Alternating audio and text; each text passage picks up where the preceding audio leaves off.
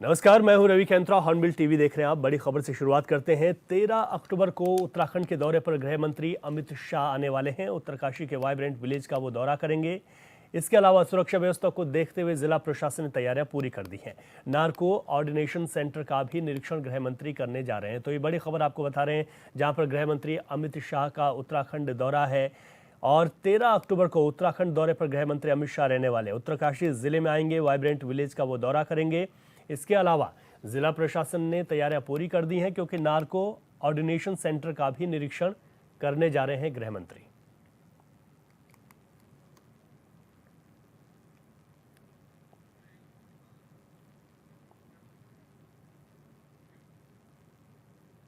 उत्तरकाशी से हमारे संवाददाता दीपक नौटियाल फोन लाइन पर हमारे साथ हैं। दीपक, और क्या कुछ जानकारी है गृह मंत्री के इस महत्वपूर्ण दौरे को लेकर आपके पास?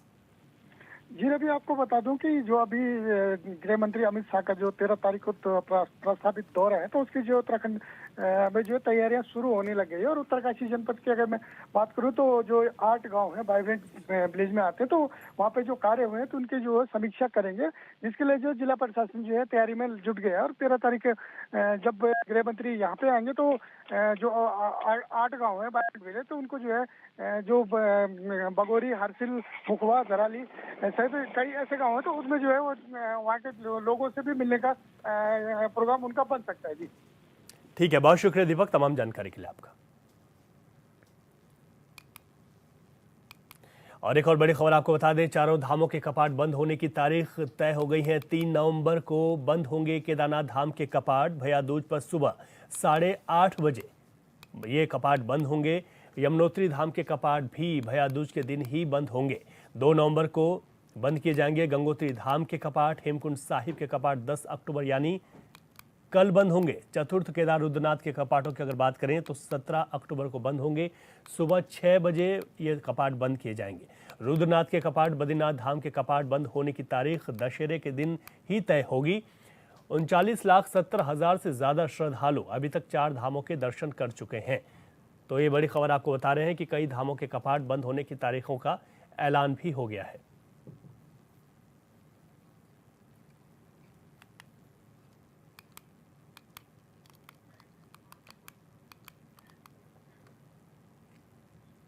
और हमारे संवाददाता हिमांशु गौड़ फोन लाइन पर हमारे साथ हैं। हिमांशु, कुछ धामों के कपाट होने की तारीखें तय हो गई हैं और इसमें महत्वपूर्ण यह है कि जो कुछ वक्त बचा हुआ है यात्रा के लिए, उस वक्त को देखते हुए अब श्रद्धालुओं की संख्या में क्या इजाफा हो रहा है और पिछले साल का जो रिकॉर्ड था, क्या उस रिकॉर्ड को पार कर पाएगा या वहां तक पहुंचने की संभावना? जी बिल्कुल रवि, जिस प्रकार से 4 धाम यात्रा, क्योंकि अब त्योहारों का सीजन शुरू हो जाता है और ऐसे में बात करें बाबा केदार की हो या गंगोत्री की हो, क्योंकि इनके कपाट बंद होने की जो स्थिति है वो निश्चित रहती है। भैया दूज के ही दिन जो है बाबा केदार और गंगोत्री के कपाट बंद होते हैं। केदारनाथ के कपाट की बात करें तो भैया दूज के दिन यानी 3 नवंबर को सुबह 8:30 बजे कपाट बंद किए जाएंगे। यमुनोत्री के कपाट जो है वो भैया दूज के दिन ही बंद होने हैं और यमुनोत्री, माफ कीजिए, गंगोत्री के जो कपाट है वो भैया दूज के 2 दिन, एक दिन पूर्व 2 नवंबर को बंद होने हैं। अन्नकूट का जो पर्व होता है उस दिन गंगोत्री धाम के भी कपाट बंद होने हैं। सिखों के तीर्थ स्थल जो है हेमकुंड साहिब, उसके कपाट 10 अक्टूबर को बंद होने हैं। इसके अलावा पंच केदारों में से चतुर्थ केदार बाबा रुद्रनाथ के कपाट 17 अक्टूबर को बंद कर दिए जाएंगे। सुबह 6 बजे जो है रुद्रनाथ के कपाट बंद होने हैं। बद्रीनाथ के कपाट बंद होने की तिथि क्योंकि दशहरे के पर्व पर निश्चित होती है, तो बद्रीनाथ धाम के कपाट की जो तिथि होगी वो दशहरे के दिन निश्चित की जाएगी। इसी के साथ ही अभी तक जो 4 धाम यात्रा में हम आंकड़ों की बात करें तो लगभग 39,70,000 से अधिक श्रद्धालु जो है वो चारों धामों के दर्शन कर पाए हैं। और क्योंकि त्योहारी सीजन होता है, दशहरे और दीपावली की छुट्टियों में जो समय बचता है उसमें शहर और ये बड़े शहरों से जो रहने वाले पर्यटक हैं वो बड़ी संख्या में जो है उत्तराखंड का रुख करते हैं, क्योंकि मौसम अपने आप में सुहाना होता है। 4 धाम यात्रा को करने में किसी भी प्रकार की बाधा जो है वो उत्पन्न नहीं होती है। मार्ग जो है वो सुचारू होते हैं और ऐसे में एक उम्मीद लगाई जाती है कि नवरात्रि के बाद और दीपावली से पहले जो है बड़ी संख्या में जो है पर्यटक उत्तराखंड पहुंचेंगे और 4 धाम यात्रा का जो है पूरा लुत्फ उठाएंगे, क्योंकि मौसम इस समय कहीं ना कहीं एक बेहद आकर्षक उत्तराखंड का होता है। चारों धामों के लिए न ज्यादा ठंड होती है और ज्यादा गर्म का माहौल भी नहीं रहता है, तो ऐसे में निश्चित रूप से पर्यटकों के आने की जो संभावना है वो बढ़ जाती है। ठीक है, बहुत शुक्रिया आपका तमाम जानकारी के लिए। आगे बढ़ते हैं। मुख्यमंत्री पुष्कर सिंह धामी ने भारतीय ओलंपिक संघ के अध्यक्ष पीटी उषा से दिल्ली में मुलाकात की है। मुलाकात के बाद सीएम धामी ने बताया कि यह हमारे लिए बहुत सौभाग्य की बात है कि उत्तराखंड को 38वें राष्ट्रीय खेलों के आयोजन का अवसर मिला है। सीएम ने कहा कि इस अवसर के मिलने पर उन्होंने IOA अध्यक्ष पीटी उषा का धन्यवाद दिया। हरियाणा चुनाव नतीजों पर सीएम ने कहा, यह पीएम और हमारे सुशासन की जीत है। वहीं हरियाणा में हुई बीजेपी की जीत पर सीएम धामी ने कहा कि जनता पीएम मोदी की नीतियों और हरियाणा के सीएम नायब सिंह सैनी के सरल स्वभाव पर विश्वास करती है। कांग्रेस ने कहने को कुछ नहीं है और इसीलिए वे चेहरा बचाने के लिए सवाल खड़े कर रहे हैं। हमारे लिए बहुत सौभाग्य की बात है कि उत्तराखंड को 38वें राष्ट्रीय खेलों के आयोजन की जिम्मेदारी मिली है और आज मैं ओलंपिक संघ की अध्यक्ष पीटी उषा जी से यहाँ मैंने भेंट करी है। मैं इनका भी बहुत धन्यवाद करता हूँ कि उन्होंने आज हमको पूरी तरह से आश्वस्त भी कर दिया कि 28 जनवरी से 14 फरवरी तक 2025 में इस खेलों के आयोजन की उन्होंने स्वीकृति प्रदान की है। बाकी विधिवत रूप से उनकी जो जनरल बॉडी की उनकी यहाँ मीटिंग होगी 25 अक्टूबर को, उसमें इसका शेड्यूल जारी कर दिया जाएगा। हम पूरी तरह से तैयार हैं और हमारा इंफ्रास्ट्रक्चर पहले से ही काफ़ी बन चुका है और सभी तैयारियां हम पहले से कर रहे थे, इसलिए ये खेल बड़े अच्छे होंगे, बहुत भव्य तरीके से होंगे। और जो पहले के जो राष्ट्रीय खेल हुए हैं उन राष्ट्रीय खेलों से भी हम निश्चित रूप से वहाँ के खेलों के जो अनुभव हैं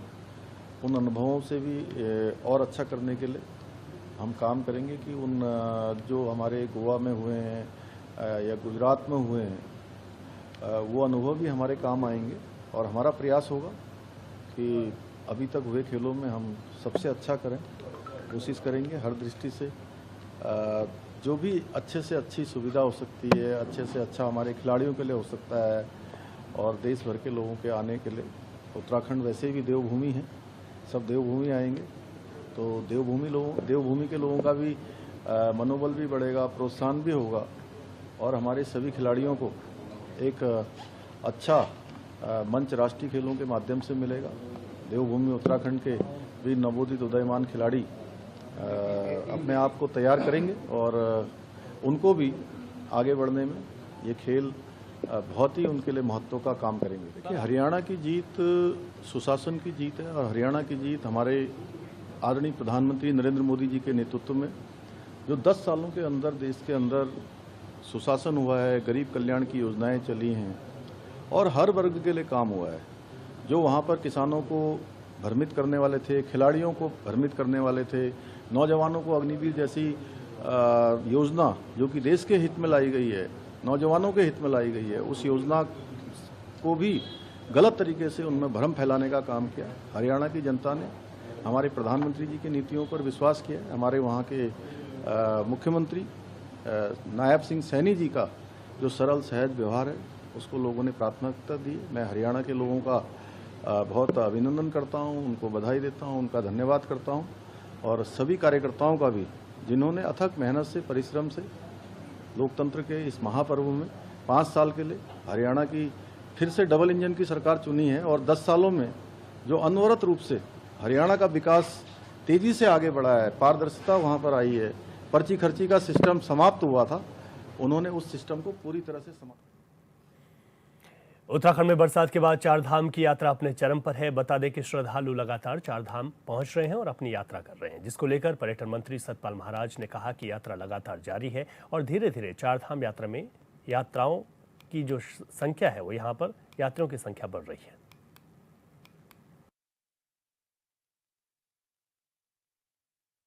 रफ्तार पकड़ रही है। इस समय हमने कोई रजिस्ट्रेशन कंपलसरी नहीं किया है। जो स्वैच्छिक रजिस्ट्रेशन चाहते हैं वो अपना कराएं, बाकी कोई रजिस्ट्रेशन कंपलसरी नहीं है। यात्रा हमारी सामान्य चल रही है और धीरे धीरे संख्या बढ़ेगी। जैसे ही अब छुट्टियां होंगी संख्या बढ़ेगी।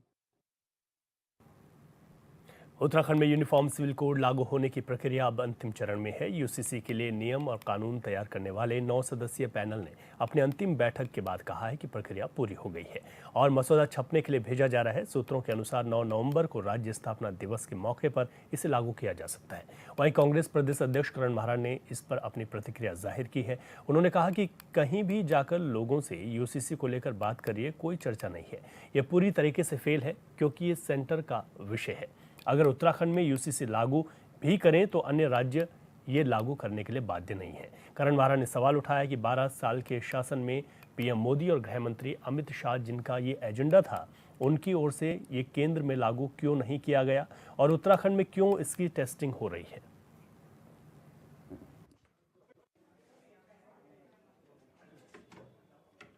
देखिए, मैं तो इसको पूरी तरह फेल समझता हूँ। आप लोग जरूर चर्चा करते हैं, सरकार कर रही है, लेकिन आम आदमी में अगर कहीं भी किसी मार्केट में जाके आप बातचीत करिए, यूसीसी के बारे में कोई चर्चा तक लोगों में नहीं है और पूरी तरीके से फेल है क्योंकि सेंटर का सब्जेक्ट है। अगर उत्तराखंड में यूसीसी लागू भी करें तो और स्टेट्स इसको लागू करने के लिए बाध्य नहीं हैं। और हम ये भी पूछना चाहते हैं कि 12 साल के शासन में नरेंद्र मोदी और अमित शाह जिनका ये एजेंडा था और आरएसएस और बीजेपी का, उसको केंद्र से लागू क्यों नहीं किया, उत्तराखंड में इसका टेस्ट क्यों किया जा रहा है, यह हमारा प्रश्न है। देहरादून के डीएम सविन बंसल ने नगर निगम क्षेत्र में स्ट्रीट लाइट मरम्मत के लिए 35 टीमों का गठन किया। डीएम ने नगर निगम परिसर में 35 टीमों को वाहन और ड्राइवर के साथ रवाना किया है। ये सभी टीमें अपने अपने क्षेत्र में जाकर खराब लाइटों को दुरुस्त करेंगी। बता दें कि EESL कंपनी को शहर की स्ट्रीट लाइटों की मरम्मत और रखरखाव का काम दिया गया था, लेकिन काम में लापरवाही के चलते कंपनी का ठेका निरस्त कर दिया गया है। इसीलिए अब नगर निगम खुद स्ट्रीट लाइटों की मरम्मत करेगा।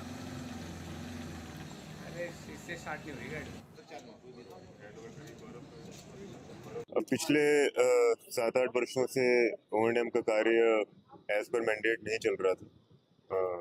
जो हमारा एग्रीमेंट था, जो mutually agreed service level agreements थे, उसके अकॉर्डिंग कार्य नहीं किया जा रहा था। तो हमारे सभी कम्युनिटी ग्रुप से, सोसाइटी से, हमारे विभिन्न माध्यमों से काफ़ी कंप्लेंट्स प्राप्त हो रही थी और इस बीच बैकलॉग भी बहुत हो गया है। जो हमारी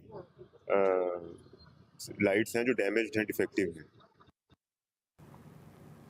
शारदीय नवरात्रि के 7वें दिन श्रद्धालु मां भगवती के 7वें स्वरूप मां कालरात्रि की विधिवत पूजा कर रहे हैं। हरिद्वार में माता के मंदिरों में सुबह से ही भक्तों की भीड़ उमड़ रही है, जहां श्रद्धालु आस्था और भक्ति के साथ मां काली की पूजा अर्चना कर रहे हैं। बता दें कि मां कालरात्रि को नकारात्मक शक्तियों का नाश करने वाली देवी माना जाता है। मां काली की पूजा करने से जीवन में भय का नाश होता है और सभी बाधाएं दूर होती हैं।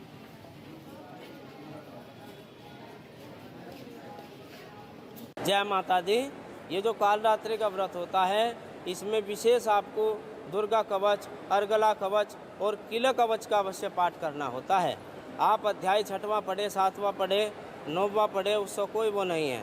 तो आप जो है माँ कालरात्रि का ध्यान करते हुए, ओम हिंकलिंग चामुंडाई का जाप करते हुए, अपने गुरुदेव का, इष्टदेव का जाप करते हुए, माँ सरस्वती आपको विद्या और बुद्धि प्रदान करती है।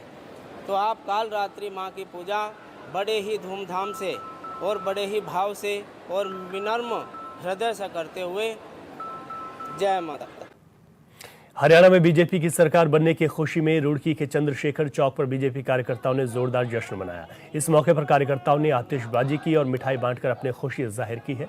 कार्यकर्ताओं ने कहा कि प्रधानमंत्री नरेंद्र मोदी के नेतृत्व में बीजेपी का प्रभाव देश भर में बरकरार है। हरियाणा में बीजेपी को पूर्ण बहुमत से जीत हासिल हुई है, जो इस बात का प्रमाण है कि देश के लोग मोदी सरकार की नीतियों का समर्थन कर रहे हैं। उन्होंने कहा कि मोदी सरकार में महिलाओं को सुरक्षा मिल रही है और देश तेजी से प्रगति की ओर बढ़ रहा है।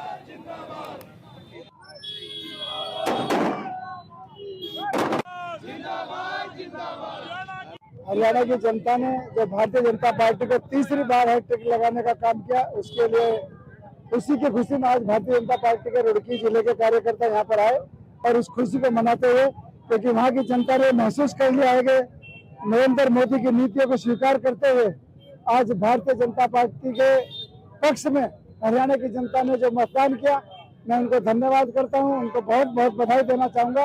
तो वहाँ पर ये महसूस हो गया कि भारतीय जनता पार्टी एक ऐसी पार्टी है जो सबका साथ और सबका विकास में काम करती है। Thank you. सारी मीडिया का मैं बहुत बहुत आभार, अभिनंदन और सबका स्वागत करती हूँ कि सारी मीडिया इस बात को कहती है कि मैडम आपका जब से आप भाजपा में आई है तो बहुत शुभ रहा है। और हरियाणा में जो वो एग्जिट पोल दिखा रहे थे वो जनता को भ्रमित कर रहे थे, वो पुराने लोग थे, पुराना वो एग्जिट पोल था जिसको कि वो बार बार उसको दिखा रहे थे जनता के सामने, जनता को भ्रमित कर रहे थे। नरेंद्र मोदी जी की जो कार्यशैली है, उनकी जो नीतियां हैं, हमारे हरियाणा की, मैं जाट की बेटी हूँ मैं, और हरियाणा में मेरे बहुत लोग रहते हैं, मेरे हस्बैंड हरियाणा के हैं, तो हमने पहले ही बोल दिया था कि नरेंद्र मोदी जी की नीतियों से, कार्यशैली से प्रभावित होकर पूरा हरियाणा जो है भाजपा में होगा। और अब देख लीजिए आप कि भाजपा में है। चमोली के बद्रीनाथ क्षेत्र अंतर्गत नीलकंठ ट्रैक पर फंसे 4 विदेशी पर्यटकों का एसडीआरएफ ने सकुशल रेस्क्यू कर लिया है। बता दें कि मंगलवार देर रात थाना बद्रीनाथ की ओर से एसडीआरएफ टीम की सूचना दी गई थी कि कुछ विदेशी पर्यटक नीलकंठ ट्रैक पर फंस गए हैं, जिनकी सर्चिंग और रेस्क्यू के लिए मदद की जरूरत है। जिसके बाद एसडीआरएफ टीम पोस्ट बद्रीनाथ से मुख्य आरक्षी राहुल थापा के नेतृत्व में रेस्क्यू उपकरणों के साथ तत्काल घटनास्थल के लिए रवाना हो गई, जहां एसडीआरएफ टीम ने स्थानीय पुलिस के साथ मिलकर ट्रैकर्स को ढूंढने के लिए गहन सर्चिंग अभियान चलाया। इसी के चलते टीम ने कड़ी मशक्कत के बाद 4 विदेशी पर्यटकों को नीलकंठ ट्रैक पर ढूंढ लिया है। इसके बाद सभी पर्यटकों को सकुशल बद्रीनाथ लाया गया है।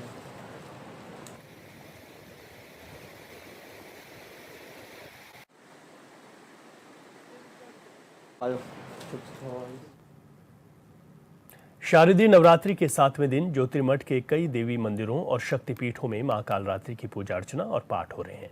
शहर के पौराणिक नवदुर्गा मंदिर, काली माता मंदिर जैसे तमाम मंदिरों में भक्तों की भीड़ उमड़ी हुई है। बता दें कि अश्विन माह के शुक्ल पक्ष की 7वीं तिथि को नवरात्रि का 7वां दिन होता है, जिसमें मां दुर्गा के 7वें स्वरूप मां कालरात्रि की पूजा करते हैं।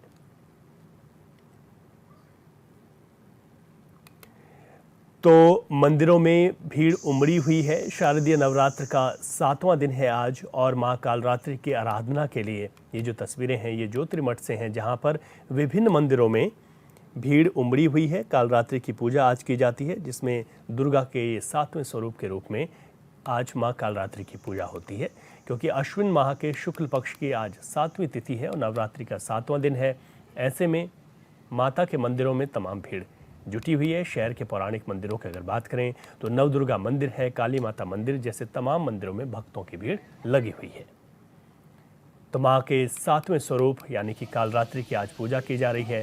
शारदीय नवरात्रि के 7वें दिन में मंदिरों में भक्तों की भीड़ है। भक्त मां कालरात्रि की आराधना कर रहे हैं। इस तरीके की तस्वीरें सामने आ रही हैं, जहां पर मां के 7वें स्वरूप की पूजा अर्चना की जा रही है। आश्विन माह के शुक्ल पक्ष में आज अगर बात की जाए तो 7वीं तिथि पर मां के दरबार में इस तरीके की भीड़ लगी हुई है और शहर के पौराणिक मंदिरों में नवदुर्गा मंदिर और काली माता मंदिर में भक्त लगातार पहुंच रहे हैं। और इस बुलेटिन में अभी के लिए इतना ही। खबरों से अपडेट रहें और देखते रहें हॉर्नबिल टीवी। इजाजत दीजिए, नमस्कार।